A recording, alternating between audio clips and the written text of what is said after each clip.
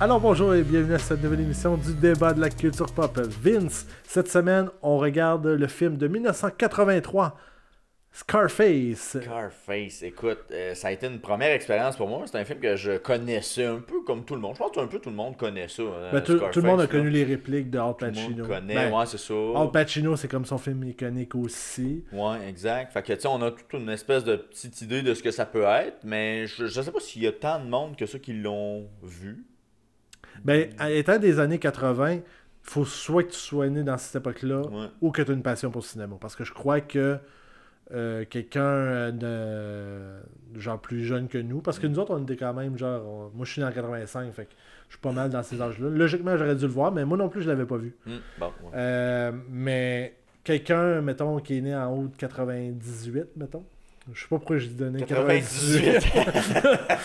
98, non. 97, t'es supposé l'avoir vu. Correct. 98. Ouais, c'est ça. C'est ça, c'est un peu normal parce que, écoute, le cinéma a évolué puis tout. Puis c'est rare que le monde ait le goût de retourner dans les anciens, mais c'était un film que moi, en tout cas, personnellement, je me devais de voir. Là, puis, Ouais, ben écoute, je pense que je suis pas mécontent de l'avoir vu. J'en ai une opinion maintenant qu'on va voir dans le podcast. Mais écoute, sans spoiler rien, je le réécouterai pas la semaine prochaine, mettons. Ben, c'est spoilé, pareil, en tout cas. Un petit peu spoilé, mais je le réécouterai pas la semaine prochaine. Mais j'expliquerai mes raisons, par exemple. Dans le podcast, je m'étendrai pas là-dessus. Mais je pense que j'ai d'excellents points. Ouais, un peu. Mais j'étais vraiment seul de mon camp. Et cette semaine, on est avec Julien, que lui, également, c'était sa première écoute. Oui, effectivement. Et Sean, que lui, c'est un fan. Il l'a écouté quelques fois, il l'a en DVD, donc il en a fait plusieurs écoutes, là, il nous le dit durant le podcast. Là, il l'a écouté souvent. Là, donc, Fait que c'est intéressant de justement avoir les deux, la personne qui vient de le découvrir, que même qu'en 82, Julien était même pas proche d'être né. Non, c'était pas et Sean, que lui, ben, c'est un de ses films fétiches, puis il nous explique aussi pourquoi il l'apprécie. Effectivement. Puis, alors là, tu dis, mes points sont valables. Les points sont aussi valables. Je pense que ça fait une bonne discussion au final au niveau du film. On n'a pas le même point de vue. Tant qu'à ça. C'est ce qui est intéressant après tout de cette émission. Ben oui. Puis tu savais que l'émission est disponible aussi sur certaines places. Il paraît qu'on peut regarder ça à quelques endroits. Oui. Premièrement, il est disponible sur toutes les services de podcast. C'est Spotify, Balado Québec, Apple Podcasts, Google Podcasts. Sinon, on a une page Facebook que vous pouvez nous suivre. On a une page TikTok, une page Instagram, une page Twitter. C'est-tu des pages Twitter ou c'est juste une... C'est des pages, je sais pas, une page, un micro-blog. Ouais, on va dire. Micro-blog. Donc, vous pouvez nous suivre toutes ces places-là, mais la version complète est disponible, comme j'ai dit, sur nos sites podcast. Sur la plateforme. Oui, et il est disponible en visuel sur YouTube également. Et voilà. Sur ce, on se lance dans Scarface avec Al Pacino.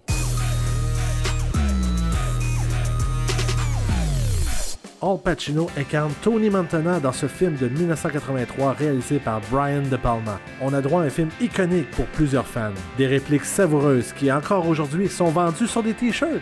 Scarface nous plonge au cœur du département cubain vers la Floride dans les années 80. Poursuivant son rêve américain, Tony impose sa façon de faire tout au long du film en tuant au passage les gens qui se mettront au travers de son chemin pour éventuellement devenir le baron de la drogue.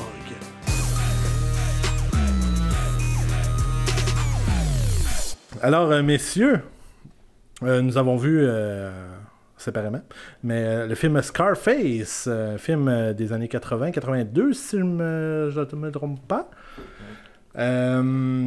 83, excuse-moi. 83? Le film est sorti en 83. Et ça part très mal. Ça va pas bien. J'ai-tu regardé le bon film? Fake news. J'espère. Premièrement, vous, est-ce que c'était votre premier visionnement du film? Pour moi, oui, c'est la première fois que je voyais le film. T'en avais entendu parler par contre? Oui, c'est ça. Je dirais que j'avais quelques références populaires, dont la cocaïne, mais c'est... mais non, mais tristement, les références que j'avais le plus souvent, c'est vraiment obscur, mais une chanson de Lonely Island avec Michael Bolton, qui était la chanson Jack Sparrow. Ouais. Puis là, à un moment donné, en gros, la chanson, là, c'est juste Michael Bolton fait comme ok, juste dans le comme, vidéoclip. ouais, un Ok. refrain où il suit pas le beat, il fait juste parler de film. Puis il a plugué une coupe de références. Puis j'étais juste comme j'ai hâte d'entendre les répliques parce que je connaissais la réplique de la fin qui C'est Hello to my little friend. dit bonjour à mon petit ami. Mais, mais non, sinon je connaissais pas l'histoire, rien. Je savais juste que c'était Al Pacino. Puis que... Mais tu savais, les autres acteurs, tu savais pas non plus que Michelle Pfeiffer, exemple, jouait dedans. Ben oui, ouais. je l'ai reconnu, là, Ouais, non, c'est ça. Michel, mais sinon les autres, pas du tout. Là. Étrangement, pas moi. Ça m'a pris du temps avant de catcher, comme je la reconnais, elle, mais j'ai pas catché que c'était elle. Ouais, Ça c'est m'a parce pris que tu du l'as temps. juste vu dans Femme Chat. Probablement. Elle manquait de Avant un latex. masque. Avant un masque. Ouais, c'est ça. Elle manquait de latex. Toi, Sean, je me souviens que quand on était coloc, tu l'avais en DVD, fait que ça devait pas être ta première visionnement. En 2006, c'était la première fois que je l'avais vu. OK? Je l'ai écouté à peu près 3-4 fois la même année. Puis après ça ben, c'était juste des scènes ici et là. Mais T'as donné des j'ai idées, pas eu besoin. Je l'ai réécouté aujourd'hui là, par bout, mais je me souvenais pas mal de toute l'intégralité du film. OK. Et puis Vince, toi, c'était ta première fois aussi. Ouais, je connaissais de nom, mais j'avais aucune idée dans quoi je m'embarquais. Puis toi, la différence avec nous trois, c'est que tu l'écoutais en français aussi. Ouais, c'est ça, parce que la version. C'est que moi, quand j'écoute des films en anglais, j'ai encore le handicap d'avoir les sous-titres, puis j'ai pas trouvé de version qui avait un sous-titre. Alors, ben, je me suis retourné vers le français, puis je sais que c'est jamais une bonne idée, là. Ça, j'en suis très conscient, mais j'ai cette béquille de sous-titres que là, ben, je l'ai écouté en français pour Ouais, l'exercice. puis surtout pour ce film-là, parce qu'en général, tu te dis, bon, c'est la voix originale de l'acteur, mais là, en plus, l'acteur, il utilisait une voix autre, ben, un accent autre que le sien. Ouais. Fait que en anglais, je peux te dire que c'est ce qui fait le film. Ben, à la base, quand on se parle de Scarface à le balafré, déjà là, ça Ouais. partait croche un peu. Mais ouais. Mais aussi, au début, moi, j'ai eu... À un moment donné, je me suis habitué à ses paroles, finalement. Mais au début, j'étais comme, ouh, ça va être rough. Je vais la travailler, celle-là. Parce que... Moi, j'étais assez content d'avoir une mini tout petite Rikiki base en espagnol parce que il y a des fois qui partent sur 3-4 phrases. En espagnol? Ouais. Ah ouais? Ben, je me souviens pas. Ok, là, tu me faisais douter ben non, raide, non, là, non, mais- je te demande. Mais non, il y a Mais non, certains, tu sais, ils parlent en anglais, puis à un moment donné, ils font lâcher plus que 2-3 mots, mais ils parlent Ouais. de 2-3 phrases, puis là, t'es comme, ok, j'ai compris ça, puis ça. Parfait, ça va, mais fait que je me dis, tu sais, en plus, j'avoue qu'en anglais, pas tout de suite, tu sais, tu navigues entre le français puis l'anglais, puis tu sais, C'est tough un peu, Je mais l'ai- c'est au début, là, je pense que l'espagnol, là, quand ils sont dans l'enclos, là, l'enclos à Cubain en dessous de l'autoroute, là, il y a de l'espagnol, me semble. Ouais, le début, me semble, c'était, en tout cas, pour moi, c'était le bout le plus plate. Là. Pour Oui. moi, le film Ben, le premier commence 15 minutes. avec la première scène, avec la premier chaîne blanc. de ça. Là. Ouais, oh, le- OK, quand C'est même. là que ça, pour moi, là, ça commence à... Tu sais, je veux dire, l'intrigue, puis tout ça. Là, Toi, ça te prenait du sang. ça me prenait du sang. Non, mais le jeu de l'acteur, puis tout ça. Ouais. mais Oui. tu sais, je suis assez d'accord avec Sean, peut-être un petit peu avant, mais reste que ce film-là, mettons, en 2022, qui t'amène quelqu'un qui fait un montage avec ça, puis c'est jamais aussi long que ça. Là. Tu sais, le début est très long. Là. Moi, ça commence déjà le générique d'ouverture. J'ai regardé 4 minutes quelques. Là, j'étais comme, c'est correct, là, le montage avec les gens, puis là, les longs textes dans les transitions, là, c'était comme... Ouf, qu'on se sentait pas en 2022, mais c'est ça, quand l'histoire commence vraiment puis qu'on comprend un peu où il va. Mais c'était quand même important qu'il explique justement l'historique de justement l'exode des Cubains là, en 72, en Ouais, c'est 80, ça. Tu excuse. parles des années 80 qui ont fait le film. C'était Ça venait de frais, se là, passer, ouais, c'est ça. Mhm. C'est dans le fond, c'est une vague d'immigrants cubains qui, en 80, suite à une économie en baisse au Cuba, s'est exilé finalement aux États-Unis. Puis il y a eu genre 125 000 personnes qui ont transféré aux États-Unis en 5 mois. Fait que ça a été énorme, d'où les enclos, comme on voyait. Que réellement, il n'était pas comme ça. C'était un petit peu, tu sais, au moins, il n'était pas dehors. Tu sais. il y avait vraiment des cabines. Mais, puis, qu'est-ce qui était le problème là-dedans? Il le marque aussi au début, là, c'est qu'une bonne partie de ces 125 000-là, c'était des anciens prisonniers ou des personnes avec des problèmes de santé mentale. Mais là, on va revenir à la base. Oui, c'est long, mais c'est pas le premier film de tout. Mais est-ce que vous avez apprécié le film, à base, Julien? Oui, j'ai trouvé mon compte. C'est sûr que moi, je pense que ce que j'ai vraiment eu de la misère, c'est le début puis la fin. T'sais, le début, il y a peut-être un moment où on est comme ça, il est temps qu'on embarque dans l'univers, parce que je pense que c'est un des films qui est le plus vraiment imprégné de son univers. Ils sont vraiment dedans, là, dans l'immigrant assoiffé de pouvoir qui passe au début, qui monte jusqu'en haut, puis là, la poudre. C'était vraiment. Mais c'est ça. À un moment donné, je trouve la fin, je sais pas si c'est peut-être trop tôt pour en parler, mais je trouve que la fin, elle m'a laissé sur mon appétit sur un temps. Là. Je crois que c'était un peu drôlement. T'avais pas mangé de la journée. C'est ça. C'est ça, j'ai un problème. C'est pour ça que je peux jouer dans 3 shots, parce que pas le temps d'écouter, pas le temps de manger. Mais. pas facile. T'as des choix à faire dans la vie. Une grosse vie. Mais c'est ça. Le film, tu sais, je l'ai bien aimé, surtout j'aime la dynamique des personnages. Je trouve que l'univers est vraiment le fun. Mais c'est ça, je pense que l'histoire au début puis l'histoire à la fin, je trouve qu'au début, on est trop lent, puis à la fin, on est peut-être trop rapide. Je pense. Je m'attendais à ce que ça finisse un peu plus. Un peu plus pas en douceur, là, mais tu sais. On dirait qu'on fait comme, OK, là, d'après moi, moi, j'ai regardé l'heure. Ça fait long. Ben, je fais comme, moi, d'après moi, il reste comme 15 minutes au film, puis on n'est pas trop sûr de ce qui va arriver. OK, c'est bon. Fait que, non, j'ai apprécié. Je trouve vraiment que c'était.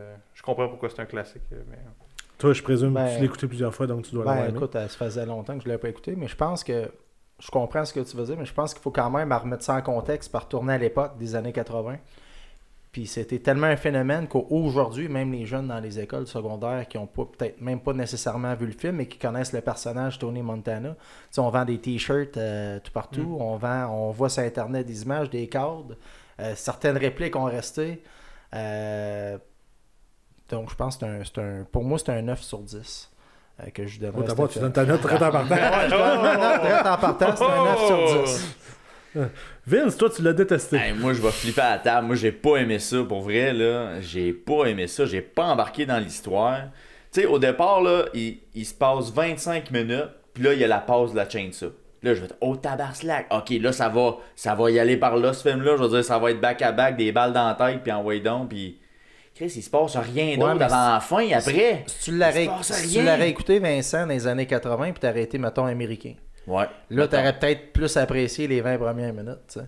Pour ça, je dis, il faut retourner à l'époque. Pourquoi j'aurais apprécié plus les 20 premières minutes? Parce que t'es touché par la situation qui se passe. À cause de la situation, j'aurais eu un lien. Fait comme, les maudits hispanophones qui viennent en Amérique, maintenant, là. Je suis en maudit, je suis un peu raciste, on va dire. Dans ton scénario américain, là, je suis un raciste. T'as un côté raciste, mais t'as un côté aussi, genre, il faut les accueillir. Non, mais tu vois, côté cubain aussi, il y aurait eu un lien avec ça. Non, mais tu sais, je comprends le contexte du début, là, tu sais, puis je remets pas en doute que le 25 minutes place le contexte. Je suis d'accord avec ça. Mais après ça, t'as la scène de la scie à chaîne qui fait comme, oh, ok, c'est ça qui va se passer dans ce film-là. Ils vont torturer du monde, il va y avoir de l'extorsion. Après ça, il se passe rien. Mais je pense que c'est ça. Il se passe à peu près rien de ça. Tu pensais que ça allait être ça, mais c'est pas ça. C'est plus un film psychologique. Fait que je suis en train de me dire pourquoi ils ont placé ça d'abord. Parce que là, je trouve qu'ils mettent la barre à une place où ils devraient pas la mettre. Puis là, moi, j'avais des attentes. Puis dans les 2 heures qui ont suivi, j'ai été déçu. L'as-tu vu se faire couper? Non, on a vu la giclure de sang, mais ça peut être assez graphique parce que je me remettais à l'époque des années 80 où ça devait être compliqué à faire, j'imagine.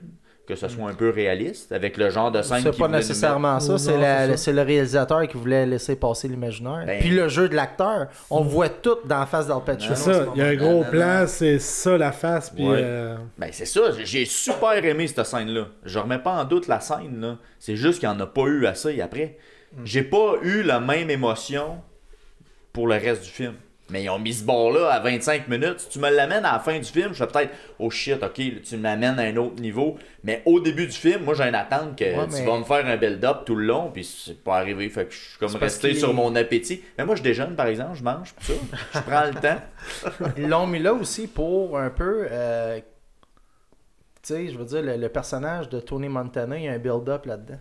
Mais c'est là qu'il devient Tony Montana, puis c'est ça, c'est là que ça a fait comme OK, parce que personne pensait qu'il allait passer à travers parce que physiquement il est petit, Al Pacino, mais il joue grand à partir de ce moment-là, tu sais. Parce qu'il passe d'un laveur de vaisselle à là, OK, là t'es rendu dans la gang. Mais encore là, on sait même pas pourquoi il fait ça. À la base, là, on dirait qu'on ne comprend pas le background de il veut avoir le rêve américain. Clairement, c'est possiblement un prisonnier, un ancien prisonnier. Mais ça aurait été le fun qui nous donne des indices à travers le film. Là, on n'a aucune idée de son background. Il y a Sa une mère est une là. Scars. Ben oui, mais il aurait Tu pu l'écoutes faire en ça. français. Non, même pas, même pas. Tu sais, c'est sa mère, sa soeur sont là. On sait pas trop pourquoi. Tu sais, moi, je trouve qu'il manque de contexte. Il aurait fallu qu'il nous donne plus d'indices sur qu'est-ce qui fait que ces gens-là sont là. Comment ça se fait que lui est là. C'est quoi un peu son background. Tu sais, il manque d'indices. Je voulais pas avoir un flashback complet de sa vie, mais il manquait trop d'éléments pour dire je vais m'attacher à ce gars-là parce qu'il a vécu des affaires épouvantables à part le truc. Ouais, mais ce qu'ils ont fait, c'est pour ça, les 20 premières minutes, dans le fond, tu n'as pas besoin nécessairement de contexte. Ils ont pris l'histoire des Cubains en général, puis on le savait déjà un peu que c'était ça. Là. Autant moi je suis d'accord avec toi parce que je trouve que c'est ça à un moment donné. C'est-à-dire qu'il faut qu'on sous-entende tout ce qui est arrivé dans sa vie au lieu qu'il nous l'explique. Exactement. Autant je trouve ça intéressant qu'il ne nous l'ait pas montré parce que je pense qu'on aurait eu le risque de s'attacher au personnage alors qu'il faut pas. Moi je pense qu'il faut. La manière que je l'ai perçu, c'est. Moi je le vois comme un anti-héros. Là. Moi jamais il faut que je fais comme. Ah, j'aimerais être comme Tony un jour. I have a dream. Tu sais, je pense qu'on est comme antipathique. Genre, on comprend ce qui arrive, on trouve ça plate, mais on fait comme. Tu sais, lui-même, tu sais, à un moment donné, il se qualifie de genre le plus grand méchant de l'histoire là, dans la scène du restaurant. Là.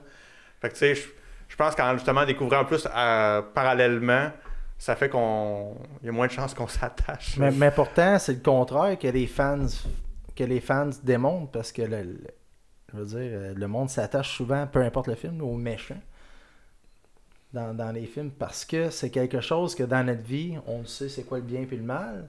Puis là, pour une fois qu'on peut peut-être être différent. T'sais, un acteur aime mieux jouer le méchant que le bon parce que c'est plus le fun. Il peut se permettre d'aller voir des chants qu'il ne peut pas faire dans la vraie vie. Mais Tony Montana, pour moi, c'est le personnage avec qui je me suis attaché le plus. Puis que je voulais être. C'est de moins en moins rassurant. Mais c'est parce qu'à un moment donné, tu rentres dans l'histoire, puis ça s'appelle du catharsis. Là, je veux dire, tu le ressens, puis je veux dire, tu débarques de ta propre vie. De ta réalité, oui. De ta réalité. C'est parce que t'as pas de sœur, ça? Y a-tu un Non, lien avec non, ça? non, T'aurais aimé avoir une sœur? Non, c'est les répliques que j'aimais. Mais Comment vous avez trouvé la réalisation? C'est sûr que c'est très lent. On n'est plus très habitué à ça de nos jours. Mais comment vous l'avez trouvé? Ben moi, en tout cas, je veux dire, c'est une technique utilisée à cette heure par tout le monde. Là. Je veux dire, laisser place à l'imaginaire. Ben c'est encore drôle. C'est justement, comme on disait, à cette heure, il en montre beaucoup plus que... Non, je suis d'accord, mais je veux dire, elle est connue. Il faudrait que je retourne dans les années 80 pour voir les principes de réalisation. Là. Ce que j'ai aimé, c'est qu'il a laissé... Est-ce que c'est le sentiment que j'ai eu? Je n'ai pas écouté tous les documentaires non plus. Mais qui a laissé beaucoup place aux acteurs, aux jeux. J'ai l'impression qu'il a donné la chance à eux d'improviser, etc. J'ai regardé un peu son background. Je pense que c'est son plus gros chef-d'œuvre. Il a fait Carrie avant. Puis après ça, là, je pense que Il a fait les Untouchables, me semble. Ce que j'ai aimé le plus après dans sa filmographie, c'est Mission Impossible en 96, le premier. Qui est un des meilleurs pour des Missions Impossibles. Pour moi, c'était le meilleur. Mais c'est ça. Mais il a fait... c'est pas lui qui a fait les Untouchables? Ouais, Les Incorruptibles en français. C'est ça, ouais, The Untouchables. Ouais, effectivement, un film policier de 87. Qui était très bon. Puis, en tout cas, moi, il y a une couple de films que genre je l'aimais bien. Hein. Toi, Julien? Ben, non, mais... J'ai le droit d'avoir une opinion. Ouais. Je suis là pour ça. Je suis payé pour... Non, ok. Ton verre d'eau. C'est ça. Non, mais tu sais, à un moment donné, durant l'écoute du film, je me disais, honnêtement, tu sais, c'est assez bien fait pour un film des années 80. Tu sais, quand tu regardes la mouvance des caméras, les plans, tu sais, le jeu, tu sais, c'était vraiment pas gênant. Puis tu sais, c'est sûr que ça détonne avec les autres films des années 80 avec la qualité des scènes. Il y a un travail qui a été fait. Tu sais, ouais, c'est ça. Tu sais, tu vois vraiment... des fois, j'essaie de me dire, mettons que ça sortirait là, tu sais, je ferais-tu comme... tu sais, à part certains effets spéciaux, mettons, des voitures, mais tu sais, même là, pour l'époque, je pense que c'était pas pire. Là. Hey, by the way, je fais une parenthèse. Quand il donne l'argent à sa mère, On dirait que c'est des feuilles qui donnent, des feuilles d'érable, genre. Ah ouais? Ça fait... J'étais comme, voyons, c'est quoi ça? C'est quoi ce bruit-là? Mais il y avait du change à travers. C'est ça. Fait que non, tu sais, c'est ça, tu sais, les effets spéciaux. Bon, les voitures, ça, c'est juste. Mais même là, pour l'époque, je trouvais ça bon, puis ça m'a fait un peu rire, parce que moi qui connais pas bien les films de l'époque, on dirait que c'est pas mal dans ces années-là qu'ils ont découvert comment découper un écran puis le mettre sur un écran de télé, là. Ah ouais. Ah, Je sais pas si tu comprends ce que je veux dire, là. C'est comme si on mettait soudainement un film et qui s'était rajouté par après, on dirait qu'il l'utilisait beaucoup, là, mais tu sais, honnêtement, je trouve que tu sais, les scènes, on embarquait bien dedans, tu sais, c'était vraiment... Mais c'était juste... C'était intéressant, les plans qu'ils faisaient avec ça, par contre. Ouais, c'était honnêtement... C'est Je genre, m'attendais à ce que ça soit plus dégueu que ça, mettons. Ça, t'avais Al Pacino, puis là, tu voyais que ça se passait en arrière, le monde rentrait à la fin, justement. Là. Mhm. Je trouvais ça vraiment intéressant. Cool. Ben, nous aussi. Vince, toi, je présume que... M'en calisse. Ben écoute, il y a quand même des éléments que j'ai trouvé intéressants dans le film. Tu sais, il y a des personnages de Breaking Bad qu'on retrouve dans le film. Puis à un certain moment... Regarde-moi pas. Non, est-ce que quelqu'un a écouté Breaking Bad? Est-ce que Ben, un je peu, suis là, j'ai seul? écouté une saison. Ah, pour vrai? Toi, t'as-tu écouté J'ai ça, jamais Breaking écouté. Bad? Ben, j'ai écouté quelques bouts, là, mais j'ai jamais Ok, fait que je écouté. suis vraiment seul dans mon monde. Non, mais je sais quoi. Ah, c'est qu'au J'étais un départ... professeur. L'as-tu écouté en français ou... Breaking Bad, moi j'écoute en anglais. Avec des sous-titres. Brisé mauvais. C'est ça, j'étais pour te dire. Brisé mal. Ben, c'est qu'il y a comme deux séries dans Breaking Bad. Il y a Breaking Bad, il y a Better Call Saul, qui est l'espèce de spin-off qui est meilleur, je trouve, que Breaking Bad, qui est la série originale. Ça, c'est à mon goût à moi. Mais il y a des acteurs qui se retrouvent dans Scarface, puis au début, je fais comme... C'est Hector Salamanca, ça. C'est un des personnages qui est dans Breaking Bad, qui est un vieux monsieur, mais là, il est plus jeune dans le film, évidemment. Puis assez que je me demandais si Breaking Bad avait pas été inspiré un peu de ça, parce que tu sais, il y a comme une espèce de mafia, ils s'en vont en Colombie, puis etc. Là. Puis il y a un peu de ça aussi dans Breaking Bad, puis dans Better Call Saul. Puis finalement, non, c'est même pas inspiré. C'est comme un hasard que ces gens-là se retrouvent là. Ouais, mais tu sais, au bout de la ligne, là, avec tout ce que Hollywood a fait, puis ce qu'on va faire, c'est sûr qu'à un moment donné... Ça se recoupe à Ouais, quelque c'est part, ça, là, ouais, bien ça sûr, recoupe. bien sûr. Mais tu sais, c'est comme On si est à 6 l'histoire- degrés de séparation. Tu sais, c'est comme si l'histoire avait eu lieu 20 ans avant Breaking Bad, là, tu sais, dans les faits. Ça ressemblait à ça à un certain moment, surtout quand ils vont en Colombie puis qu'ils négocient avec le dealer de drogue. Là. En Bolivie. Il y a des bouts ça. C'est en Bolivie. Ah, je dis Colombie, Ouais, mais parce c'est qu'il voulait Bolivie. sauter la L'accent est Colombie, différent, mais en Bon. français, peut-être que... Ah, peut-être. Mais tu sais, il y a des scènes comme ça Ouais. qui se retrouvent dans Breaking Bad et dans Better Call Saul. Fait que, en tout cas, je trouvais que c'est une belle inspiration. Fait que c'est peut-être le bout que j'ai aimé le mieux finalement, c'est quand ils vont dealer le passage de la drogue après en Bolivie. Mais tu parlais de référence Breaking Bad. Une référence que j'ai beaucoup sentie, moi, c'est GTA Vice City. Ben oui. Ouais. Ben, je pense qu'ils ont même fait ça se peut que je me trompe, mais un genre de Scarface jeu vidéo. Oui, ça existe. Je pense qu'ils ont fait le Scarface même, un peu à la Vice City. Mais tu sais, c'est ça. Au début, là, surtout les premières minutes, quand il arrive, puis qu'il justement il va dans l'hôtel, Ouais. avant la chaîne, j'étais comme... J'ai l'impression que je peux voler un char. Là. Ouais, c'est vrai que c'était très ça. Mais tantôt, tu as parlé tu sais, de l'âge des acteurs. Puis à un moment donné, j'ai comme réalisé que quand ils ont fait Scarface, Al Pacino était déjà dans la quarantaine. Ah ouais? Tu peux peut-être. Là, Il ressemble, là, c'est pas, je peux pas te tu veux dire- te- Mais- Ben, moi, il me semble que- j'ai tout le temps vu vieux. Mais dans ma tête, je fais comme. Tu sais, c'est quand même. Il fait d'autres films avant, Ouais, il mais était tu- plus vieux que dans le parrain. c'est ça. Mais tu sais, quand même, c'était comme tu sais, un de ses œuvres les plus reconnues. Puis t'es comme. Crème, il était pas. Mais tu sais, lui, là, tu savais-tu, tu parles des œuvres les plus reconnues, puis Al Pacino, on sait tous qu'il y a un Oscar, puis c'est dans Scent of a Woman, avec Ouais, Robin. Mais, Avec Robin. mais, Chris O'Connell. mais moi, j'aurais donné l'Oscar pour ce film-là parce que lui, là, ça, je l'ai écouté le documentaire là-dessus. Là. Tu sais, il faisait l'accent cubain, puis à chaque fois qu'il y avait une petite erreur, là, il y avait des Cubains en arrière des caméras, chaque fois qu'il y avait une petite erreur ou un doute, il coupait la scène. Il recommençait. Pour être sûr que tout était parfait. Puis c'était des longues scènes en plus. Ça, hein. c'est du travail. Fait en que tabarouette. si tu rates une phrase, tu recommences au complet. Là. Tu sais, moi, une scène que j'ai trouvée excellente, là, c'est justement à la fin, quand il est rendu dans sa folie, avant que sa sœur vienne pour le tuer, il est assis, puis là, pendant genre 20 minutes, ben pas 20 minutes, j'exagère, là, mais on va dire une minute, il est assis, puis il mormonne, genre, puis il dit, oh, fucking Tony Montana, fuck the world, puis genre, c'est moi qui vais régler tout.